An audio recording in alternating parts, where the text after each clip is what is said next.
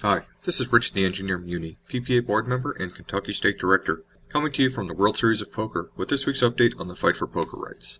Beside the main event, there has been a lot of discussion here on the recent legislation in France. As you may know, it has come into full effect. Some of the sites have transitioned to .fr sites, accepting French players only. This sounds good until you look at the details. Unfortunately, this legislation went through without player input. Players were not organized in France. Players were not lobbying, and players weren't considered a stakeholder. Basically, the government just decided to maximize revenue from this activity. They looked at it purely as an asset and as a revenue source. They really schemed to see how much money can we take from the French poker players, not unlike the lottery. Unfortunately, the cost so far has been transferred 100% to the players as well, resulting in sky-high rakes. This is evidence of what happens when the poker players are not actively fighting for their rights. We either see attempted bans, like the UGA legislation, or we see government-imposed gaming, like we see with lotteries, like we see with the French legislation for online poker, and like we just saw in California. Many stakeholders got together and tried to see how much money they could take from poker players. Fortunately, the California example had one exception. Poker players were organized there under the PPA umbrella. PPA did have lobbyists on the ground in Sacramento. Players' interests were heard, and the bill ended up scuttled as a result of the failure of the state to come to any kind of agreement between all the major stakeholders.